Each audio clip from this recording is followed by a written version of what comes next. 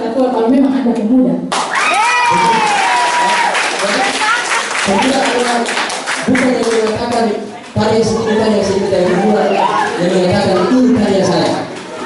Bahkan ya saya beri kesempatan untuk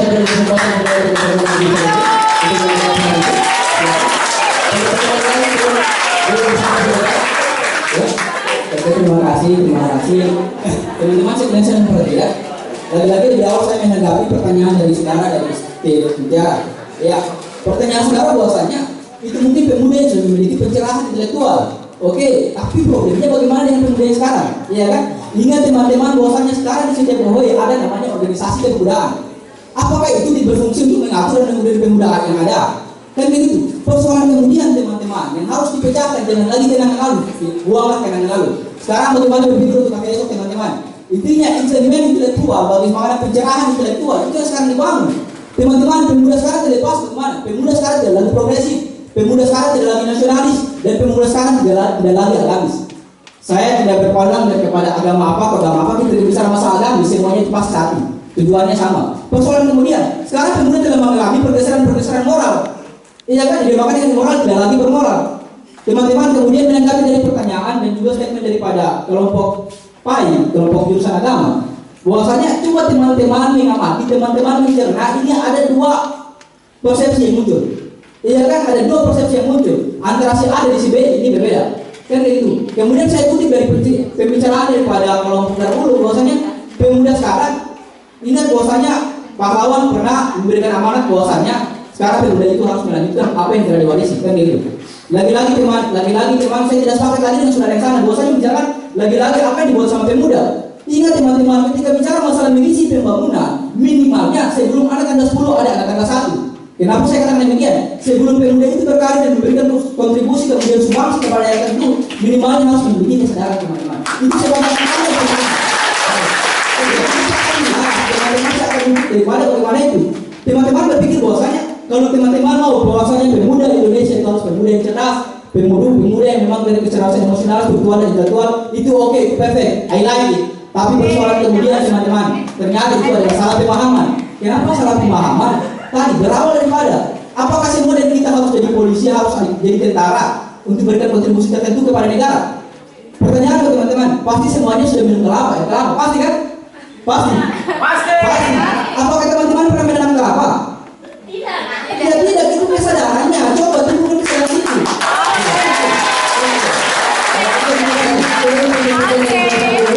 Kata kuncinya ada pada kesadaran. Apa yang harus dilakukan oleh generasi muda dewasa itu?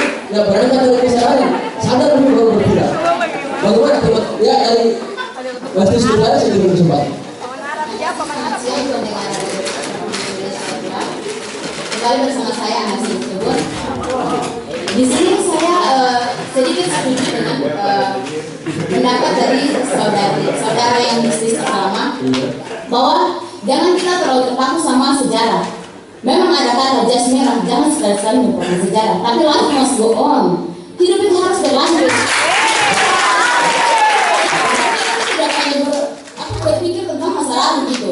Jadi kita sebagai pemuda di sini kita ditantang untuk bagaimana kita mengisi kemajuan zaman yang dipenuhi dengan globalisasi. Nah di sini kita ditantang untuk membedakan apa itu pengaruh negatif dan pengaruh positif dari globalisasi.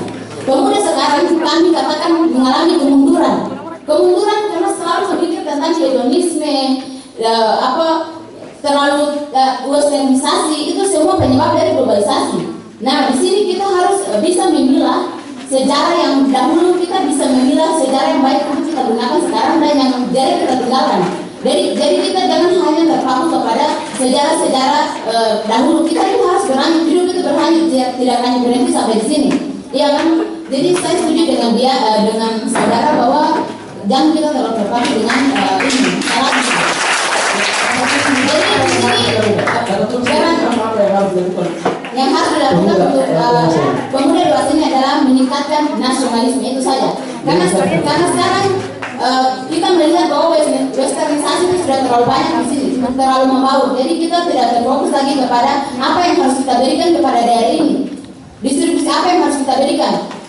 Aktivis sekarang hanya bisa mengkritik tapi tidak bisa bertindak. Jadi kita mau bertindak orang mengkritik yang sana, mengkritik yang itu, tapi kita tidak mengkritik diri kita sendiri karena perubahan itu dimulai dari diri sendiri. Perubahan dimulai dari diri sendiri. Berarti apakah ini bukan sebuah kesadaran? Ya. Bagaimana dulu menanyakan ini? Saya beri kesempatan. Ya.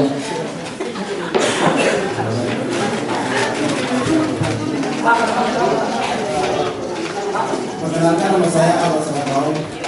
Mungkin maaf saya banyak. Sehubungan dengan topik ini, saya sedikit sepakat dengan teman saya. Karena berbicara tentang representasi, tentang pemuda dalam hal ini menyikapi pahlawan. Karena tentang Indonesia luas. Bagaimana peran pemuda untuk menyikapi lokalitas Kota dan Kabupaten? Kita selaku pemuda jangan hanya kritis, tapi harus radikal mencari pertemuan. Menggagas dan menggali, mengolah sesuatu masalah pemerintahan maupun politik, ekonomi dan sebagainya. Tidak harus kita berbicara tentang sebuah republik, namun proses pengawalan, pembelaan selaku pemuda itu harus terpenuhi dan harus kita berbicara namun kita mengawal memproses mulai dari sisi akademisi, membangun dari fondasi awal dari sisi intelektual komunitas kita, mulai dari akademis maupun organisasi untuk memperkuatkan kapasitas kita selaku pembangunan pemuda untuk menjaga proses kehidupan Kota Tua dan Kabupaten yang hari ini mengalami degradasi dari pemerintahan maupun ekonomi. Mungkin itu saja saya kembalikan.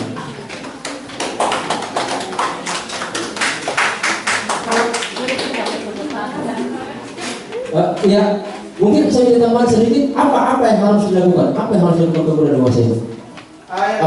Yang harus dilakukan pemuda dewasa ini adalah bagaimana meningkatkan untuk pendidikan, lebih mahal untuk mengembangkan kemampuan. Karena tanpa pendidikan daerah maka daerah akan geger dan tidak cerdas. Dalam hal ini bahwa ketika lingkungan Kota Tua tidak memiliki kapasitas pendidikan tidak mampu, maka yang sedang kepemimpinan yang memiliki jabatan politik mampu untuk meraih secara politik para masyarakat. Oke. Jadi makanya sudah pendidikan. Pada teman-teman di sana apa yang mesti dilakukan oleh pemuda? Coba saya kasih Assalamualaikum warahmatullahi wabarakatuh. Waalaikumsalam. Assalamualaikum warahmatullahi wabarakatuh dan selamat pagi dan siang. Terima kasih. Siang pagi. Di sini informasi dan klarifikasi aku sudah sampaikan tadi bahwa di sini sekali-kali kita jangan terlalu berbicara sejarah. Nah, lalu saya katakan kepada teman-teman dan saudara sekalian bahwa sejarah merupakan salah satu jalan yang dimana kita tempuh. Nah, tetapi saudara sampaikan bahwa kita sekali-kali jangan selalu terdominasi dengan sejarah. Hal ini saya berpikir bahwa apakah kalau memang tidak sejarah tidak menjadi sebuah pendidikan buat kita. Perlu saya sampaikan sedikit contoh bahwa ingat bahwa referensi yang kita bacakan itu juga merupakan salah satu sejarah yang mana maka untuk itu saya sepakat, saya menarik kesimpulan apa yang bagaimana pemuda harus dilakukan. Di sini perlu saya sampaikan bahwa salah satu statement yang dikeluarkan oleh salah satu tokoh pejuang negara Republik Indonesia dalam ini Bapak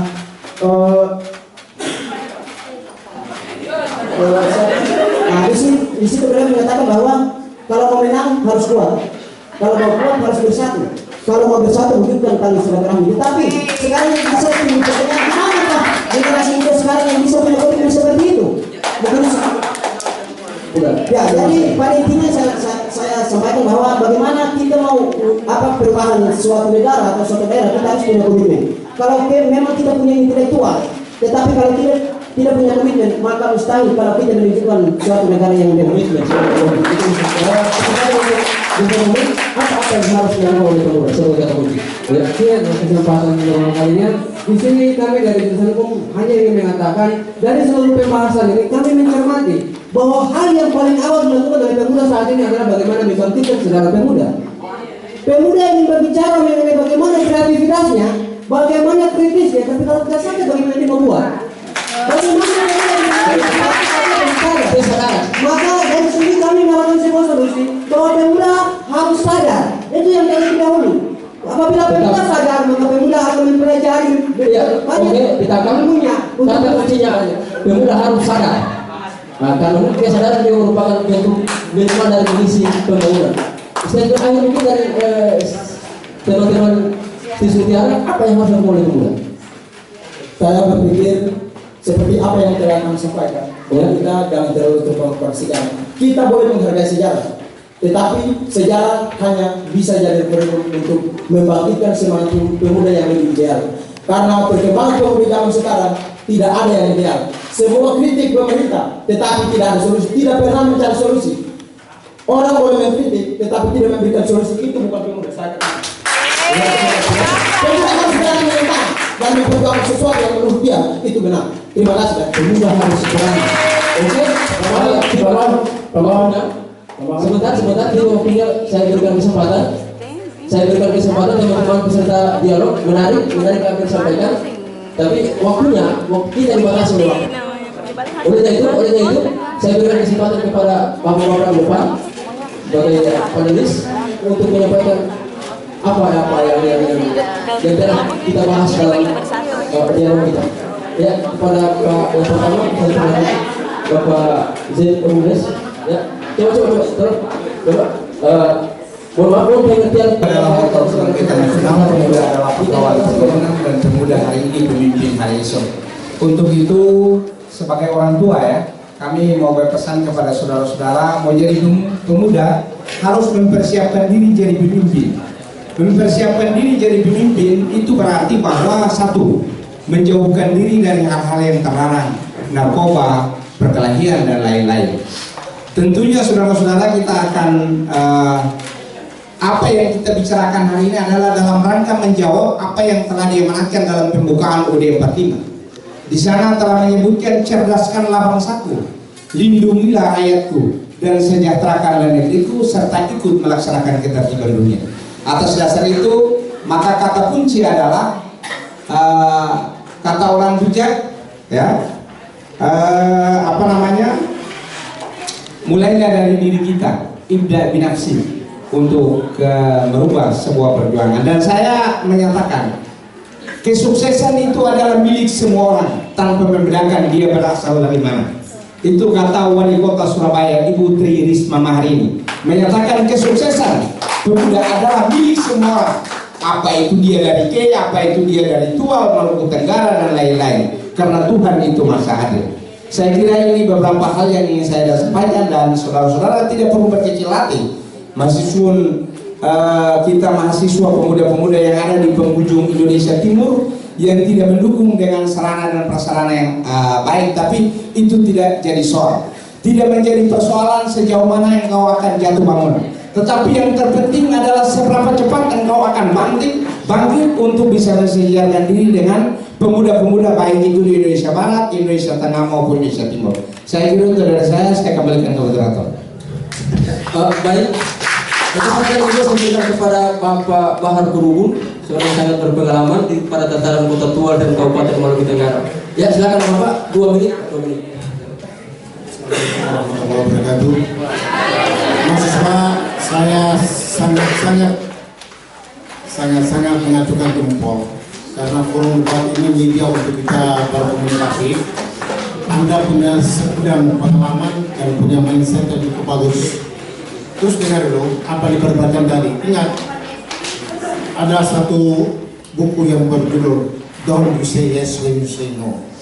Kami menanyakan nanti ingat tapak sejarah di belakang kita merupakan tonggak kebenaran dan kesaksian yang paling nyata bahwa untuk melahirkan Republik Merdeka tidak segampang membalik telapak tangan.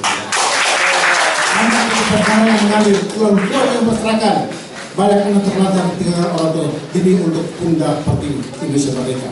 Sejarah kita tidak terpaku, tapi kenapa tidak harus terpaku? Kita harus terpaku, tetapi yang positif harus dikembangkan. Kita berpikir sekarang, masa lalu, masa sekarang, dan masa yang akan datang. Dipahami ya? Jadi kalau sekarang tadi saya menyimak apa yang Anda komentar, betul. Ini suatu realitas yang tidak bisa kita mungkiri. Bahwa mindset pemuda sekarang agak terkontaminasi. Ada bahasa tadi degradasi boleh, tetapi sumbangan positif yang harus kita berikan.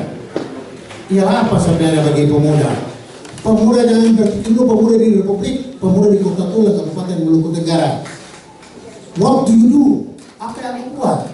Ya kan? Yang pertama tadi dari saudara-saudara Pak Saudara sini yang mengatakan yang nyata, yang real kita bagaimana kita harus meningkatkan pendidikan kita. Kalau pemuda aja datang kuliah, saudara belum ada mahasiswa, apakah itu benar? Kita kembali mengoreksi diri kita. Yang pertama pendidikan, itu yang paling utama. Yang kedua tadi kesadaran mengisi pembangunan. Kalau kita mengikuti pendidikan dengan baik, misalnya, ya secara otomatis tidak salah kita dalam misi pembangunan. Kita melihat pembangunan dua aspek. Pembukaan secara formal dan non formal, paham? Jadi baiklah saudara-saudara, kita maknai ini sebagai suatu kesadaran baik itu bagaimana merubah mindset pola pikir sekarang. Ingat, pemuda sangat tinggi memiliki kompetensi yang cukup. Oke, bagaimana knowledge-nya, bagaimana skill-nya, dan bagaimana attitude-nya. Paham? Sementara terima kasih. Baik. Dan kesempatan berikut saya berikan kepada Bapak Asis Rahlan sebagai tokoh pendidikan. Ya, saya persilakan Pak. Terima kasih atas kesempatan yang diberikan. Yang pertama, saya koreksi sedikit. Saya tidak sependapat bahwa adik-adik mahasiswa ini menyatakan bahwa pemuda itu mundur. Siapa yang bicara pemuda, Bapak yang depan itu pemuda. Termasuk saya juga. Kalau bicara generasi muda barangkali, tapi kalau bicara pemuda, Bapak di depan itu juga ada pemuda. Maaf, saya sedikit koreksi itu. Saya tidak sependapat kalau Anda menyatakan bahwa pemuda itu mundur. Ya, karena Bapak-Bapak di depan ini juga ada pemuda. Ya. Ya. Apalagi ayah di samping saya. Jadi orang mengerti. Kami, maaf, saya secara pribadi saya tersinggung kalau bicara pemuda itu mundur. Belajar dari pengalaman sejarah, sejak dari saya tadi dengar jangan bicara sejarah masa lampau, itu syarat kedua. Bicara tentang sejarah masa lampau sejak dari perjuangan bangsa ini 1908, kemudian datang kepada 1928, suatu perpanjangan sejarah, suatu sejarah yang paling panjang. Saya lihat debat tadi bicara tentang kesadaran, tidak sadar, mundur. Sebenarnya kesimpulan singkat saja, sederhana saja. Saya mau tanya kapan pemuda ini bersatu? Semua ini kita kembali kepada sejarah pada Sumpah Pemuda. Perjuangan masa lampau kita tidak bisa mencapai kemerdekaan karena pemuda tidak bersatu. Akhirnya melahirkan Yong Yava, Yong Ampol, Yong Jawa, Yong Selebes dan sebagainya. Itu pada tanggal 28 Oktober. Makanya pertanyaannya, saya mau tanya dulu, kapan pemuda ini bersatu? Kalau mau bangun tua dan Maluku Tenggara. Mana daripada 10 November 1214 ini, saya rasa sederhana saja. Bekerja, dan bekerja. Saya mau tanya dulu, saya 2 tahun lalu, mahasiswa Maluku Tenggara yang ada di Jatinangor memperoleh nilai yang tertinggi secara nasional 4,00. Saya juga pernah diundang untuk ucapan terima kasih. Saya mau tanya dulu, mahasiswa sini bisa dapat itu atau tidak? Saya mahasiswa punya pekerjaannya belajar. Kalau IP hanya 1, sekian, 2, sekian, atau mau bicara kerja apa? Saya minta perhatian, saya ini guru.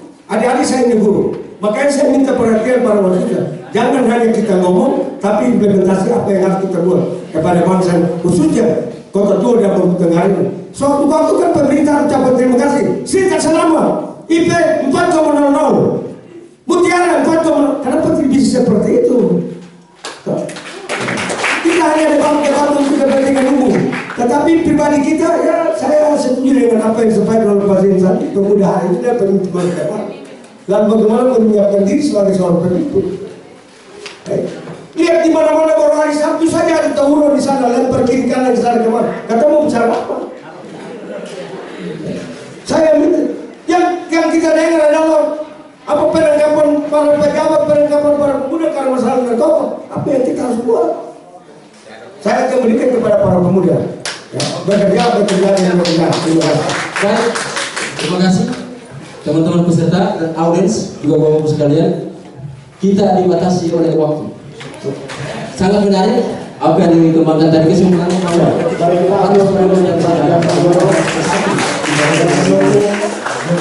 di kegiatan siang hari ini Bahasa Indonesia akan memberikan pesan-pesan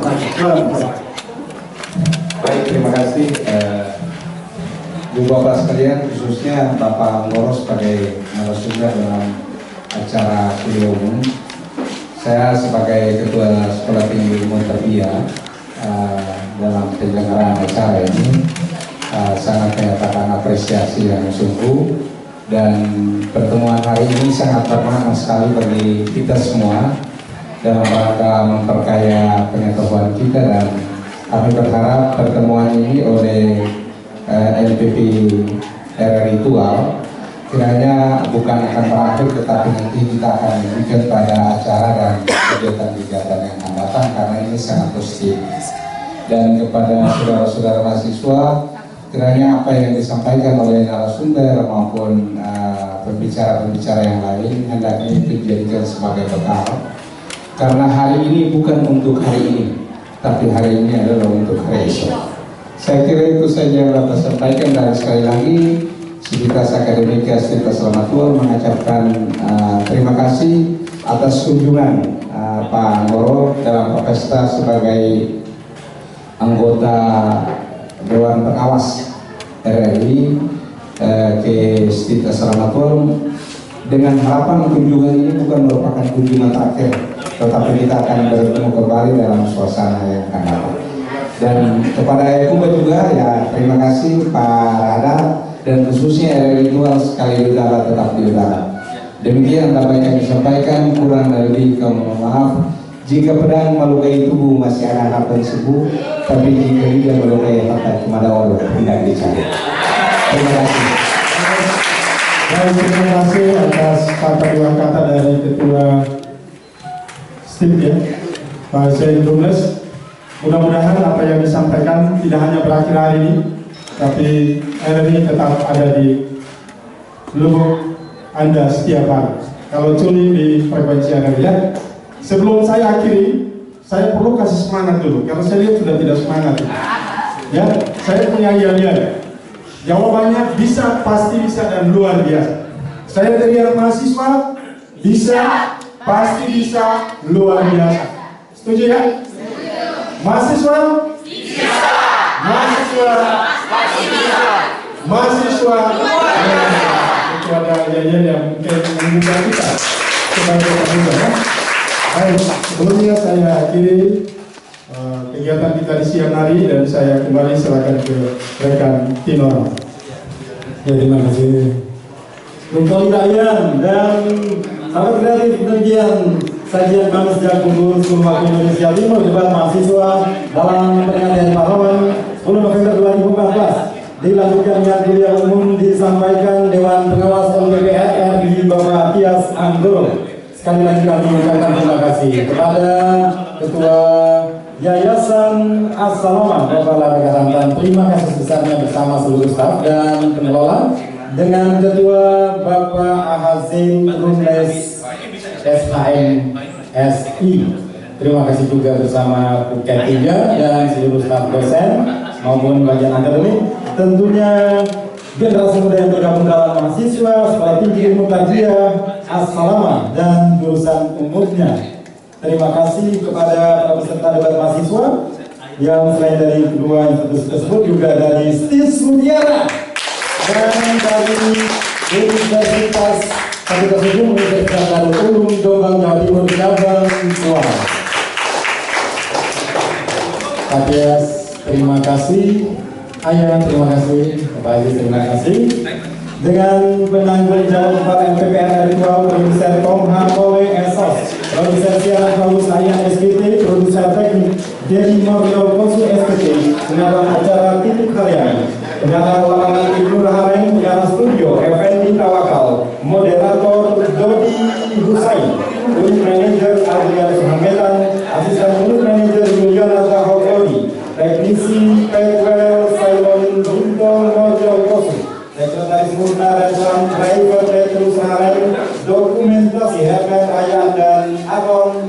sahabat penyiar Mila dan rekan-rekan di studio Pro 2 dan rekan-rekan kami di kawasan Puncak dan Kawasan Timur Negara mengucapkan selamat Hari Pahlawan 2014. Sampai jumpa.